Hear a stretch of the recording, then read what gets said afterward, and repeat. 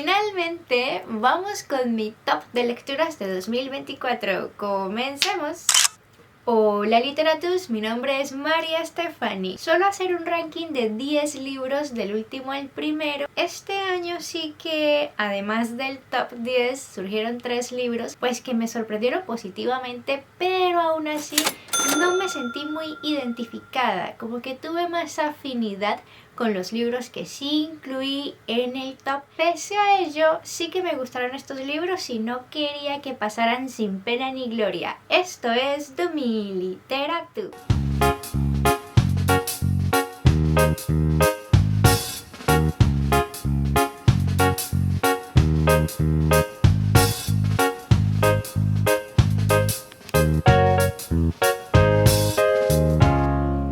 Como siempre se dice en este tipo de videos, es opinión, lo que significa que esto es puramente subjetivo. Sí que este año me tomé personal algunos libros que incluí en el top, bueno, que empalmó conmigo, con este momento de mi vida. Tal vez el sistema de valores de ciertos personajes como que me calaron, o bueno, alguna experiencia, qué sé yo, algo me hizo sentir identificada, lo que no ocurrió con estos 3 libros con los que voy a iniciar el video. El primero fue El asesinato de Roger Ackroyd por Agatha Christie. Es la primera vez que me pasa con la autora, que me cautiva mucho uno de sus libros. No he leído muchas de sus obras. Dicen que este libro es uno de los mejores, tal vez por eso. Yo no suelo ser muy fan de esta premisa en la que un grupo se encuentra aislado del mundo y comienzan a sucederse una serie de asesinatos y las personas dentro del mismo grupo, sin poder tener algún contacto con el mundo exterior, deben adivinar qué es lo que está sucediendo. Tal vez el estilo de las novelas que he leído de Agatha Christie no me han cautivado, porque sentí que en El asesinato de Roger Ackroyd hay otros elementos en juego, y esta libertad que tienen los personajes de salir de ese ambiente, que no es un libro claustrofóbico, enriquece el libro a mi parecer. Me gusta lo que aporta cada personaje, me gusta el contexto de la vida de Poirot en el momento en que se desarrolla el asesinato de Roger Ackroyd, porque bueno, hay una secuencia en los libros de Agatha Christie sobre Poirot, y Poirot está en diferentes etapas de su vida en los libros. Creo que este es uno de los últimos. El contexto del pueblo, bueno, cada cosa me gustó mucho. Me gustó el juego de quién es el culpable, pero no solo por cómo aparece asesinada la víctima, porque es solamente una víctima en este libro, no como en otros, por los indicios de motivacionales, ¿no? ¿Qué cosa pudo haber llevado a que ese presunto culpable anónimo hubiese cometido ese delito? Segundo, que casi entra en el top 10 pero por un pelo no lo logró, Cadáver exquisito de Agustina Basterrica. La premisa aquí es impresionante. No es posible ya en el mundo consumir carne animal. ¿Qué vamos a hacer para solucionar esta catástrofe? Pues crear una línea alternativa de consumo de carne humana, convirtiendo a esta nueva raza en reses. Ni siquiera se tienen por otra raza, es una subespecie. Claro que no podemos tomar esta premisa literal, es una analogía a la clasificación y cosificación humana. El hombre es lobo para el hombre, y aquí podemos hablar de una infinidad de métodos de rotulación, que clasificación social, racismo, xenofobia, religiones, ideologías. La lista es interminable para nosotros, el 99% de la población mundial, que necesitamos este tipo de categorías para crear nuestras propias cadenas alimenticias, cadenas sociales de pirámide, ¿no? De quién está por encima de quién, y cómo así subjetivamente podemos a simple vista determinar si una persona es más valiosa que yo o representa una amenaza para mí en determinados círculos por su influencia, por lo que pueda aportar como capital humano. De este libro hay reseña en el canal, voy a dejar el link en la caja de descripción. Y tercero, Fortuna de Hernán Díaz. Es un ejercicio de metaficción en donde podemos ver a los mismos personajes principales desde diferentes perspectivas, ¿no? Cómo cambia la construcción de alguien cuando esa narrativa la hace otra persona o la hace con elementos desconocidos para el segundo o tercer intérprete o narrador. Tiene un personaje poderosísimo y con descripción escasa, que con poca información hace mucho este autor sobre ese personaje. Es como una obra de arte abstracta, pero lo entiendes, ¿no? Como que logras captar esa esencia, que de arte no sé mucho, pero bueno, es más o menos la sensación que me dejó. Esta obra de ese escritor de ascendencia argentina se llevó el Pulitzer, no recuerdo exactamente en qué año, 2020, 2022 me parece. Para mí esta información me hace interpretar que el público estadounidense continúa sintiendo cierto gusto por los años 20, por la construcción del mundo financiero, cómo se consolida como potencia mundial, por figuras literarias como Francis Scott Fitzgerald, porque ese es el ambiente que te transmite el libro. Evoca éxito Wall Street, no porque recapitule exactamente cómo fue el proceso por medio del cual ha ascendido el país, cómo ha superado las diferentes crisis económicas, sino porque en el personaje principal te pasa una sensación de nostalgia y añoranza por ese pasado victorioso, por esa mente estratega en el mundo económico. Bueno, ¿qué es eso lo que te transmite y la información que le queda al lector? Ahora sí, vamos con la cuenta regresiva. Casilla número 10, Harriet, de Elizabeth Jenkins, que es un libro de true crimen que trata sobre un homicidio por inanición acaecido en 1877 en la Londres victoriana justamente. Un hombre de 22 años de clase baja se casa con una mujer de 33-34 de clase alta, disminuida psíquicamente, para hacerse con su fortuna un dinero que le llega por herencia. Luego del matrimonio la deja morir de hambre. Creo que al principio del libro la autora se enreda un poco con las descripciones para intentar recrear lo que era esa época victoriana. No obstante, luego del 20% comienza a despegar. Pienso que esto se debe al puente que construye Elizabeth Jenkins con la psicología de los antagonistas. Es decir, aquí no vas a conocer a profundidad al personaje principal, que es Harriet.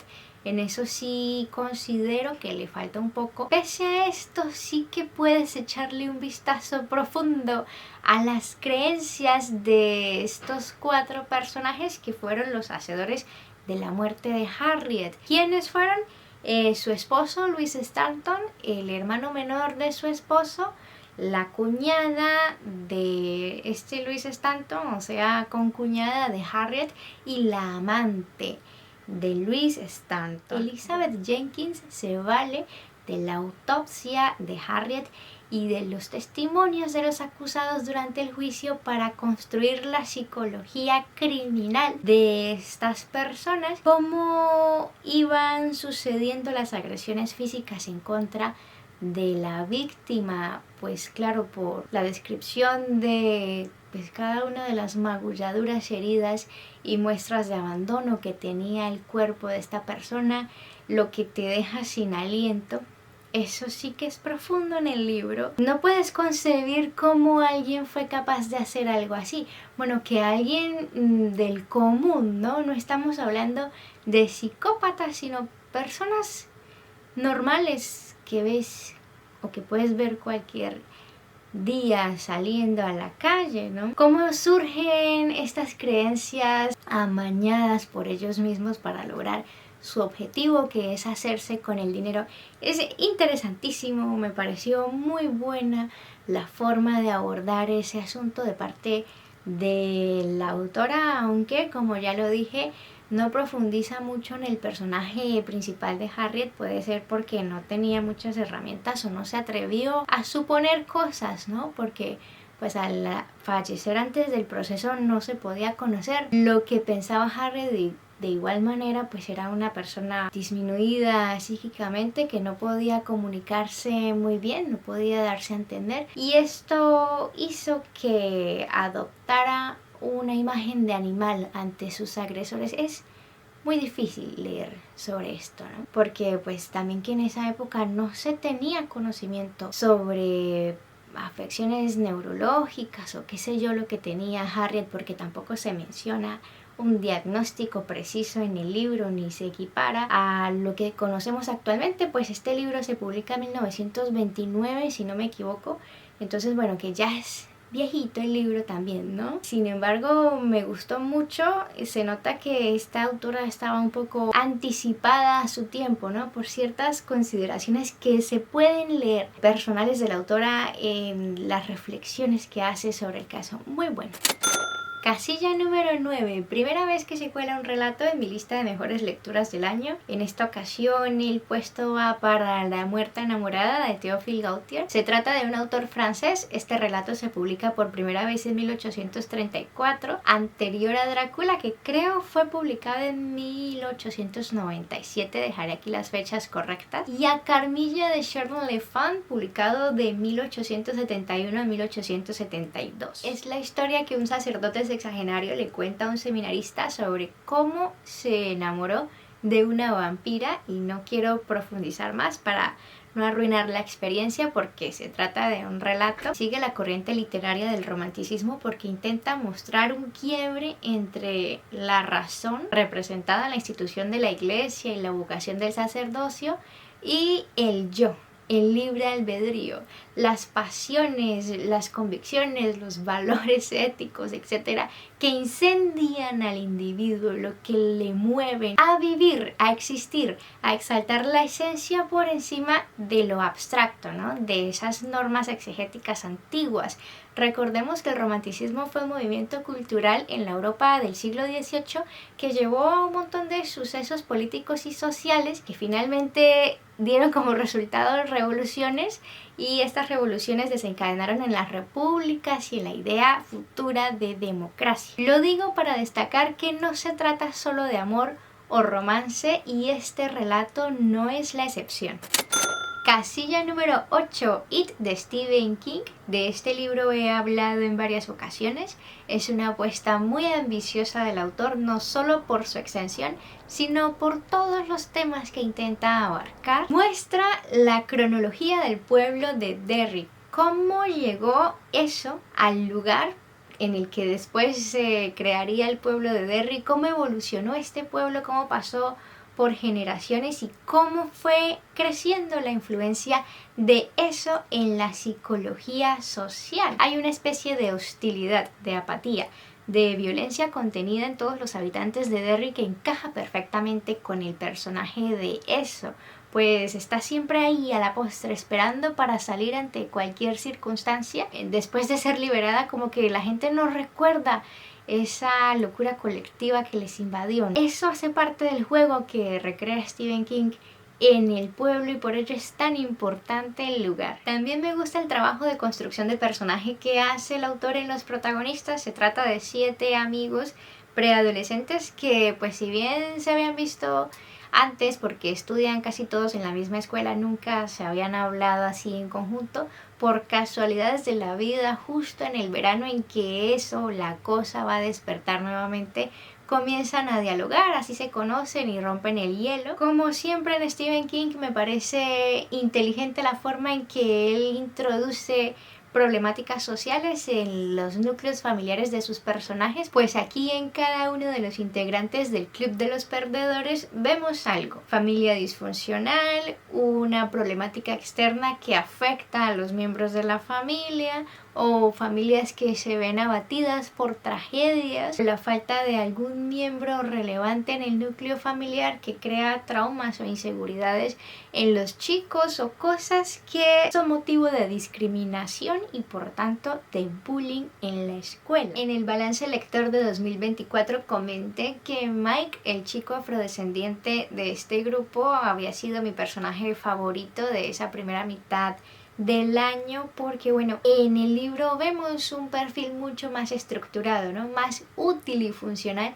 que en las adaptaciones. Y considero que, por ejemplo, en la adaptación más reciente se pierde mucho de la esencia o del papel que desempeña Mike en toda la trama, ¿no? Si quieren profundizar en este punto de vista, dejaré el link en la caja de descripción para no dar más largas al asunto. Eso, entre otras cosas, fueron los elementos que me gustaron y que hicieron que este libro entrara en el top. Ahora, ¿por qué no va más adelante? Bien que sí hay detalles que pues no encajaron mucho para mí. Por ejemplo, siento que a veces el autor se pierde intentando integrar muchos elementos o teorías, incluso mezclando géneros, pues que no cuajó. Creo que se debe a que este libro fue un proyecto de 4 o 5 años, pues se sentó a hacerlo en este periodo de tiempo y se le ocurrieron muchas cosas interesantes que en últimas pues no se encarrilan en la misma onda en que comienza, bueno, en las primeras partes del libro. Ya la última como que cojea de muchas piernas, como se dice por ahí, y por eso tal vez destruye parte del simbolismo o de lo que representaban algunas cosas o algunos personajes para mí, ¿no? El mismo autor queriendo explicar o queriendo dar pues un origen fantástico, muy cósmico al elemento sobrenatural, estropea un poco la experiencia, ¿no? Lo desarrolla bien. Sí he notado que en varios libros él intenta acudir a ese terror cósmico, pero considero que en lo que he leído hasta ahora del autor no prospera, ¿no? También hay un exceso de lenguaje vulgar. No significa que me escandalice, porque entiendo que en el contexto pues es necesario, ¿no? Y muchos personajes se mueven pues en esa dinámica social por el origen, por los padres, etcétera. Vemos que algunos personajes son violentados. Claro que los agresores no son personas muy cultas, ¿no? Eso lo entiendo, pero que ya tanto, así constantemente me hace un poco de ruido, como que me cansa mentalmente. Ya entiendo que ese es el contexto, no es necesario cargar las frases con eso. Casilla número 7. Lejos del mundanal ruido, de Thomas Hardy, un clásico del siglo XIX ambientado en la Inglaterra victoriana rural. Vemos aquí la vida del campo, el trabajo agrícola, la dinámica entre los trabajadores, cómo cambia la vida según lo que se produzca en esa tierra, el negocio ovejero, la influencia de las temporadas del año, la vida de los terratenientes y la diferencia que hay entre eso y el estilo de vida de las urbes, ¿no? Pues de las ciudades principales que se enfocaban que a la industria o pues a la vida habitual así aristocrática que vemos en la mayoría de los libros de esa época. Esa perspectiva, junto con la descripción de lo que es la vida al sur del país y los parajes llenos de ovejas, los pastizales con hierba alta, bueno, todo eso me compró. Es refrescante, agradable. Otra cosa que me sorprendió es que vemos aquí una protagonista empoderada, pues ella no tiene un propósito específico de vida, pero no se resigna con el rol de apenas de esposa y madre. Siente que quiere o merece otra cosa, no tiene muy claro qué, pero se empeña en rechazar ese destino a temprana edad y pues que se arriesga a emprender un camino para lograr eso, ese no sé qué, pese a que en el principio del libro pues no cuenta con los recursos para lograrlo, luego ya después los adquiere por herencia, pero al principio es como una moneda lanzada a la suerte porque surge la oportunidad de desposar a alguien que pueda sostenerla económicamente, que parece va a ser un buen esposo, bueno, todo lo que se buscaba en esa época. Y ella siente que es una buena oportunidad, pero dice, no, quiero ver qué puedo lograr, ¿no? Más o menos esa es la idea que transmite esa protagonista y eso me sorprendió, no porque sea novedoso, bueno, siento que en la adolescencia hombres y mujeres tienen este sentimiento y parte de ese sentimiento claro que perdura a lo largo de la vida, pero pues que no había leído algo así en ese contexto, ¿no? En ese tiempo.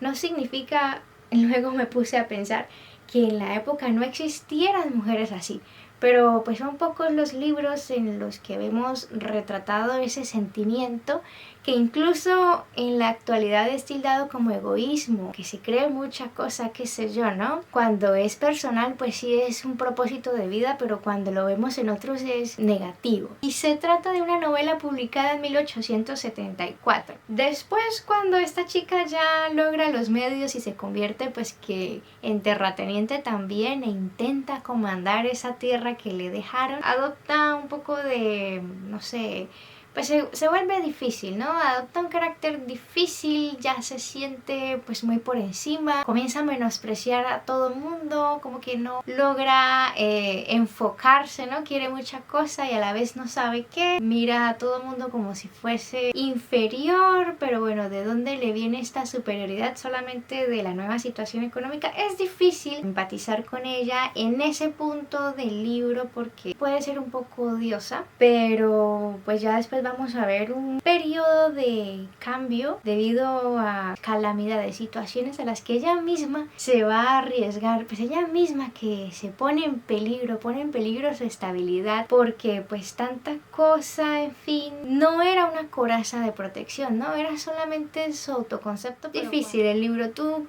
lo sufres, pero bueno, se trata de eso, ¿no? Y por eso me gustó, vemos una evolución en ese personaje y vemos un análisis social que yo desconocía en los libros que he leído hasta ahora, pues no había surgido todavía. Casilla número 6, Kokoro de Natsume Soseki. Es difícil explicar obras así, o más bien la experiencia que se tiene leyendo obras así. Siempre he comentado que este autor está un poco occidentalizado y por eso, bueno, pues he leído solo 2 de sus novelas, pero eso me ha parecido y por esto ha sido más sencillo aproximarme a lo que él quiere comunicar, porque aún así, estando occidentalizado, acudiendo a la sátira, logra mostrar esa característica japonesa en la literatura, ¿no? De la introspección, de la lectura del ambiente, lo que quiere mostrar de la cultura, etc. Tuve que encender una lámpara, de nuevo se me escapa la luz del día, estamos en invierno y el toque de queda es mucho más temprano para grabar, lo que me complica un poco la vida. Siento que su gusto por la literatura occidental y el pragmatismo le otorgan más fluidez al verbalizar sentimientos o ideas que en esa época no estaba bien visto comunicar o externalizar, ¿no? Tal vez por eso es que se hace tan famoso y es un ícono de la literatura japonesa de la modernidad. En Kokoro vemos angustia ante el cambio de época, esa crítica a las nuevas generaciones y a la adopción de costumbres occidentales justamente.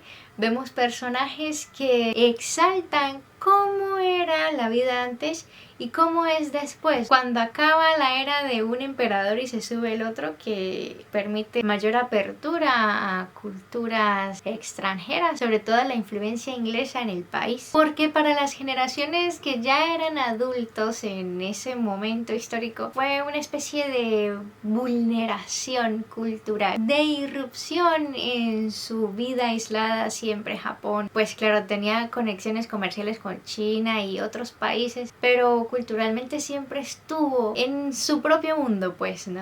Por esto es que todavía se ve un poco a los extranjeros como alienígenas. Esto se debió a las guerras del opio, ¿no? Ante el fracaso de China, la derrota contra Inglaterra, pues Japón prefirió lanzarse a los brazos del enemigo antes que perecer en su camino y hace esta apertura hacia Inglaterra y permite que entre toda esta cultura occidental, la modernidad, etc. Para los jóvenes fue sensacional, pero para los mayores que estaban muy ligados a esa vida anterior, pues sí que fue una violación cultural, más o menos así. Y eso se refleja en los personajes de mayor edad en contraste a lo que piensan los jóvenes, ¿no? Principalmente en este libro Kokoro, que hay unos personajes que se están formando de la universidad y pues tienen muchas expectativas sobre su futuro y sobre lo que llega del extranjero y cómo pueden interactuar con estas culturas, aprender esos idiomas, en fin, es pues que se abre el mundo para ellos, que de niños pensaron que iban a estar siempre en la caja y para los mayores es una angustia. Casilla número 5, La Casa de los Espíritus de Isabel Allende. Es una saga familiar que abarca 4 generaciones de la familia del Valle, una familia que en diferentes momentos históricos se va a involucrar en política de una u otra manera, y por eso la política y los cambios sociales por los que pasa este país, presuntamente Chile, por todo lo que se describe pero nunca se hace una ubicación geográfica específica, van a ser trascendentales en la vida de los personajes. Ya en un punto parece que los personajes se crearon para representar, para armar un teatro de lo que fue esa transición política y social, y bueno, la oscuridad por la que pasó Chile y luego emerger, ¿no? Si eres hispanoamericano te va a marcar porque vas a encontrar a algún miembro de la familia del Valle que te recuerda a alguien de tu familia, ¿no? Principalmente si vives en un país que ha pasado por cataclismos políticos, que bueno, en América Latina que todos, o si estás en un país que ha pasado por una dictadura militar, un régimen del terror, cosas así. Como lo he dicho en diferentes vídeos, en el mundo hispano compartimos características en las unidades familiares, ¿no? Pues porque venimos de esa ascendencia, ¿no? Venimos con esas costumbres que se quedaron culturalmente, claro que varían en los países y tal, pero pues que se parecen, ¿no?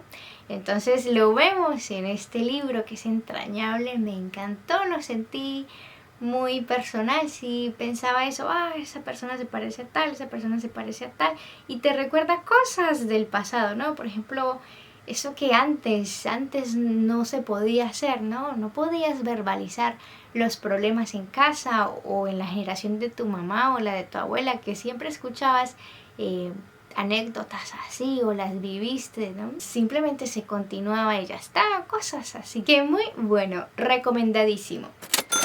Casilla número 4, Frankenstein de Mary Shelley, que como lo dije en el vídeo de 30 libros para leer antes de los 30, se trata de un libro gótico filosófico porque pues analiza cómo se desarrolla la personalidad del monstruo al ser una aberración lanzada al mundo en soledad que no puede coexistir con los humanos, pero que muere de ganas por hacer parte de la sociedad e intenta integrarse pero fracasa, y ante el fracaso está esta frustración que conlleva a la tragedia, ¿no? Porque bueno, me frustro, exploto porque no puedo pertenecer, entonces eso genera sentimientos encontrados. Esto le obliga a vivir en las sombras y a estar siempre oculto, pero constantemente está educándose, está instruyéndose porque no pierde la esperanza de algún día poder pertenecer. Aprende de la conducta humana a través de la observación, anhela tener la condición humana. Es la historia de un deseo que no se puede cumplir, ¿no? La historia de cómo se siente ser un outsider, una aberración. Vemos muchos contrastes entre el personaje de Víctor Frankenstein y la criatura. Víctor Frankenstein, al ser un chico de buenísima familia, que fue educado en las mejores instituciones educativas, cuenta con valores sociales, etc. Y la criatura que, bueno, que no puede estar en sociedad porque es algo contra natura. Pese a esto, Víctor no puede asumir la carga de responsabilidad que tiene al haber creado a la criatura y al haberla dejado vagar por el mundo. Él simplemente se olvida o intenta ignorar las consecuencias de sus actos, mientras que la criatura está constantemente razonando y constantemente midiendo su comportamiento para poder pertenecer a la raza humana y dejar de ser un outsider. En estos personajes también vemos el contraste entre movimientos culturales, ¿no? Lo que fue la ilustración con el romanticismo, la ilustración, la razón, etcétera, representado en el mundo de Víctor Frankenstein, la medicina, la ciencia. El romanticismo, la psicología principalmente, la conducta humana, de los sentimientos, etcétera, pero no banalizados a me siento triste, me siento feliz, sino a la reflexión filosófica sobre la vida, lo que represento, lo que vine a hacer a este mundo, cuál es mi posición, mi situación social, soy aceptado o no, y eso me afecta, y cómo se manifiesta esa frustración o la felicidad y cómo puedo encajar, etcétera. Bueno, tantas cosas que en su mundo de ciencia, bueno, hacen parte del foro interno, y en su mundo de ciencia Víctor Frankenstein no valoró dentro de su experimento no tuvo en cuenta, pues la subjetividad determina nuestras acciones, la cultura, la religión, el folclore, la economía. Son ideas que crean sistemas destinados a organizar el mundo y eso es subjetividad. Las disciplinas, teorización, bueno, todo eso proviene de la subjetividad. Bien que mucho sí se fundamenta en datos o en variantes cuantitativas, pero todo eso también provino de el intelecto humano. Todo eso es subjetividad y está ahí para administrar el mundo y entender o regular la naturaleza humana, ¿no? Bueno, es así, civilización, todo eso, pues que subjetividad, y me gusta cómo lo aborda Mary Shelley en el libro. Casilla número 3, El Hobbit de Tolkien. Si quieren leer la obra de este autor deben comenzar por El Hobbit. Yo comencé por El Señor de los Anillos porque no sabía que existía un orden cronológico. El Hobbit fue la primera novela publicada de este autor. Se publicó cuando tenía 45 años más o menos y casi 20 años después se publica la trilogía del Señor de los Anillos. Lo bueno en mi experiencia personal de haber leído primero la trilogía es que pude ver la diferencia, ¿no? Porque con la trilogía pues que te cuesta un poco más, tiene un poco más de construcción teórica, esa creación de la historia de los pueblos y la descripción de la cultura de cada uno de ellos, que la política, etc. El Hobbit es relajado, o sea, yo entré al Hobbit un poco predispuesta porque sí, cuando tiene muchos elementos tengo que adaptarme un poco a ese estilo de narrativa para ya poder continuar normal, ¿no? Más tranquila. Y ¡guau! Fluyó en el momento, eso fue liberador para mí, bueno, que me generó un placer. Es divertido, es agradable, es dinámico porque te presenta varios personajes. Al principio sientes que como que se te va a complicar con tantos nombres, pero no, cada uno tiene una función específica y por esa función o esa característica los identificas y es gracioso, es bueno. Es un cuento infantil, fue pensado de esa manera porque este autor lo creó para sus hijos, de lo que ya había pensado para introducirse en el mundo de la literatura con esta Tierra Media y esta mitología creada por él mismo, basada en mitología de otros países, etc. La travesía de Bilbo, ¿no? Vemos a un Bilbo joven, bueno, que de 50 años, pero para la longevidad que tiene Bilbo ya en la trilogía del Señor de los Anillos, pues que es un adolescente porque nunca ha salido de la comarca y de la nada llega Gandalf y se lo lleva y pasa por un montón de adversidades. Ves cómo va evolucionando este personaje, cómo va reflexionando sobre la vida y al final de la travesía pues que llega cambiado a la comarca, ¿no? Si has tenido la experiencia de vivir en otro país o vivir en otra ciudad, o si te ha pasado algo que ha cambiado tu vida significativamente, que muchos años viviste de la misma manera, pasó esa situación y ¡buah! Ya tienes una vida completamente diferente, te vas a sentir identificado con este libro, pues con la sensación que tiene Bilbo al final, cuando regresa a la comarca y siente que no es lo mismo, ¿no? Que como que algo cambió, pero todo sigue siendo igual, una sensación extraña y me sentí identificada, me gustó y es un libro que se disfruta muchísimo. Nos vamos acercando al final, casilla número 2, Solaris de Stanislaw Lem. Es difícil explicar las razones por las cuales me encantó este libro sin hacer spoilers. Comienzo diciendo que es un libro de ficción científica sobre viajes espaciales, o bueno, un viaje espacial porque es una misión de investigación científica a un planeta descubierto por la raza humana. Hay esperanza de poder habitarle un día. Bueno, que están apenas haciendo investigaciones y ya han pasado muchísimos años en esto, pero es que es difícil descubrir la naturaleza de ese nuevo planeta. Pero primero quiero hablar un poco del autor. Stanislaw Lem nace en Polonia en 1921, fallece en 2006. Los temas recurrentes en sus obras fueron la filosofía, la crítica literaria y la futurología. Esta disciplina se encarga de hacer predicciones para el futuro a partir de variables como la historia, el comportamiento social, las culturas, la economía, las crisis que han habido hasta el momento. Intenta crear probabilidades de cómo va a ser el futuro en ciencia, medicina, etcétera, qué futuras catástrofes le depara a la humanidad, cosas así, basado en datos, sistemas económicos, sistemas políticos, sistemas jurídicos, cómo están organizadas las fuerzas de trabajo y los medios de producción, cuál es el fuerte, cómo se distribuye la producción en el mundo, bueno, más o menos al estilo de los Juegos del Hambre, ¿no? ¿Qué distrito es cada región del mundo? Más o menos así. Bajo esa mirada escribía Stanislaw Lem. En Solaris específicamente vemos la siguiente premisa: encontraron otro planeta, como ya lo dije, enviaron misiones de científicos a ver cómo funcionaba. Al comienzo el planeta se comportaba de una manera, parece que irradia ondas electromagnéticas, que funciona como un cerebro gigante, y por esto se han creado ciencias alternativas para poder entenderlo como lo es.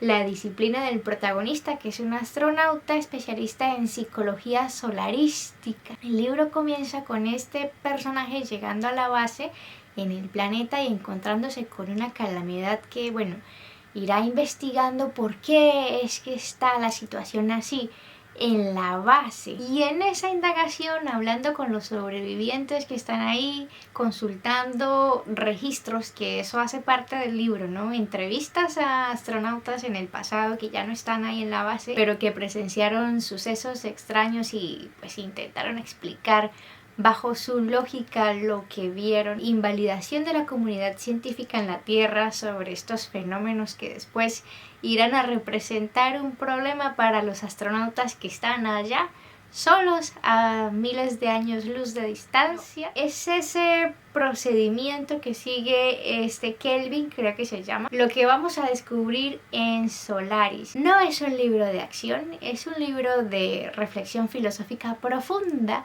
que cuestiona básicamente esa idea. El ser humano busca inteligencia fuera del planeta, pero ¿qué hace realmente?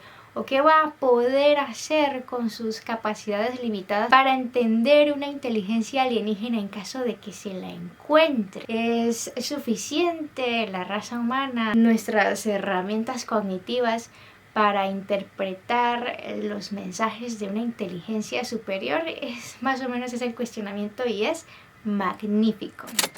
Y en el primer lugar, casilla número 1, un libro que me costó leer, creo que en 4 meses. Dejé un poco el libro, quise despejar un poco mi mente porque es un libro muy grueso, no solo por la extensión, consta de 800 páginas, sino por todo lo que incluye. Es mucha cosa condensado en cada párrafo. Es que te cansa por el esfuerzo mental que tienes que hacer, te carga un poco, por eso lo dejé creo que mes y medio, y después volví a leer esa primera mitad ya con la cabeza más fría y lo terminé. Fue una lectura conjunta del Club Dumi Literatum, Solenoide de Mircea Cartarescu, un autor rumano, Revelación, etc. Sí que quedo con ganas de leer más del autor, pero ¿qué va a ser en el futuro? Porque todavía estoy rumiando Solenoide. Para hablar de algo me sentí como en un ambiente conocido, porque el libro trata la historia de un profesor de casi 40 años que se siente fracasado, ¿no?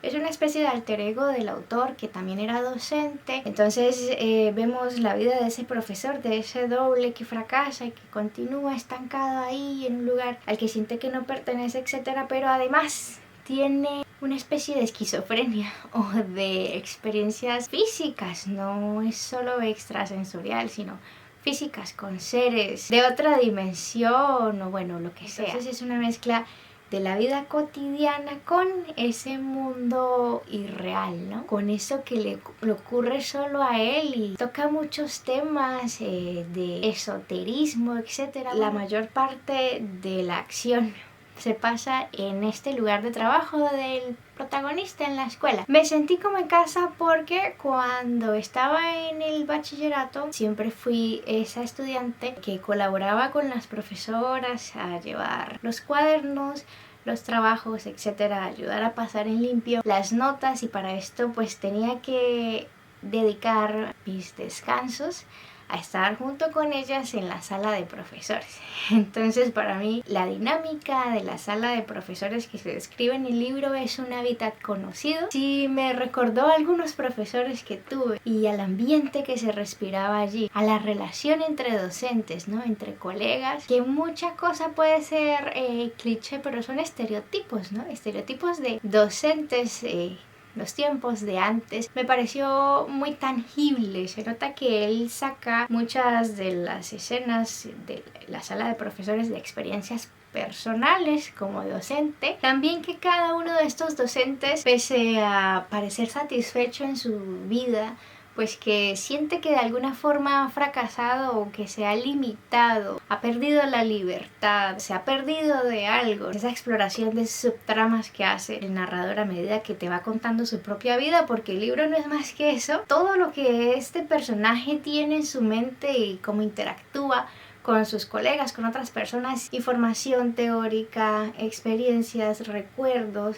opiniones personales, lo que hizo esta persona, lo que hizo esta otra, lo que va encontrando en las noches, el mecanismo que encuentra en su casa que está construido sobre un solenoide, bueno, muchas cosas, ¿no? En el futuro quiero hacer una reseña un poco más, una reseña construida, elaborada, porque aquí estoy hablando de lo que recuerdo. Siento que, como ya se ha dicho varias veces, porque tenemos vídeo de reunión en el canal, son 2 reuniones, es un libro que te llena de nostalgia, ¿no? Porque es la imagen que quiere transmitir de Bucarest, una Bucarest en ruinas. Ese ambiente de Bucarest puede equipararse al ambiente de escenarios socioeconómicamente pobres en países tercermundistas, ¿no? Como que ese gusto ya lo he saboreado en otros libros y en otros escenarios, ya lo he visto. Te hace sentir el libro, pese a que se ambiente en Rumania, una realidad social, ¿no? Que se puede experimentar en cualquier lugar del mundo, no solo en países tercermundistas o con crisis políticas terribles como lo fue esta dictadura en Rumania. Es la vulnerabilidad, ¿no? La crisis, lo que se retrata en Solenoide, y cómo la población intenta superar ese momento, esa coyuntura, y vive con esa nostalgia y esa sensación de abatimiento. Es lo que me pasó Solenoide. Eso para hablar de algunas cosas, porque es que aquí hay de todo, hay taxonomía, ciencia. Parece que el conocimiento del mundo moderno y posmoderno se condensa aquí. Todo lo que le pudo haber interesado a 4 generaciones está ahí, entonces es una masa viva que vibra, que trata de salir de las páginas. Y pienso que ese puede ser uno de los motivos por los que ha gustado tanto el libro y a personas de diferentes edades. Muy bueno Solenoide, recomendadísimo, y sí que es una obra para releer varias veces. Es posible que este autor un día gane el premio Nobel, estuvo muy sonado en 2024, vamos a ver.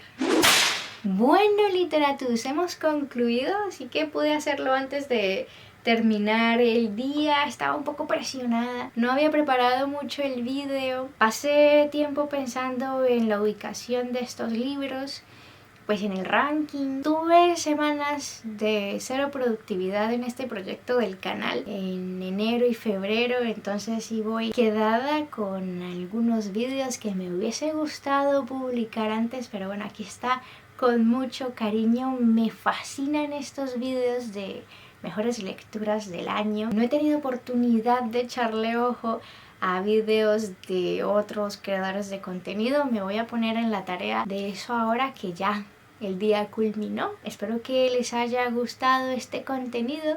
Si coincidimos en alguno de los libros, por favor me dejan sus opiniones en los comentarios. Si quedaron antojados de leer uno u otro, también. Si quieren compartir su top de lecturas de 2024, todo en los comentarios. Muchas gracias por llegar hasta aquí. Chao, chao y hasta la próxima vez.